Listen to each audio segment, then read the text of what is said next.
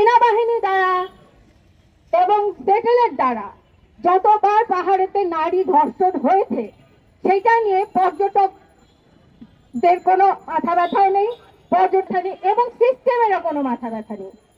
ম্যাজিস্ট্রেটের পাওয়ার থাকা সত্ত্বেও সেটেলাররা কিভাবে পাহাড়ি একচ্ছত্র নির্যাতন চালাতে দিল সেটেলারদেরকে, সেইটা আমাদের প্রশ্ন।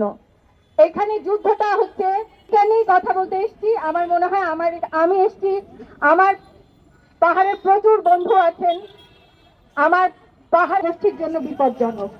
আমরা আবারও বলছি, ওখানে যে এই যে সাইরুর মতো এবং নানান ধরনের এই যে সমস্ত কিছু, আমি মনে করি পাহাড়িরা আসলে খুবই প্রাকৃতিক বলে, তারা নৃশংস না বলে তাদেরকে আমরা চাপাতে চাপাতে চাপাতে এবং সেই ম্যাজিস্ট্রেসি পাওয়ার প্রাপ্ত সেনাবাহিনীকে নিতে হবে এবং আমাদেরকে জবাব দিয়ে কোনোই রাজপথ ছাড়বো না এবং আমরা কেউই এটা মেনে নিতে পারবো না যে আমার জায়গা মানবিক সম্পন্ন মানুষ যারা বিক্ষোভ মিছিল সমাবেশের এই পর্যায়ে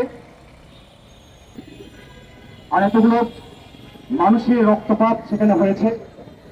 বাঙালি এবং আদিবাসীদের সবাই মানুষ হয়ে একসাথে মানুষ এবং সমতলের আদিবাসীদের উপর হয়তো করেছিলাম, কিন্তু আমরা দেখতে পাচ্ছি আজকে যে আশা আকাঙ্ক্ষা ছিল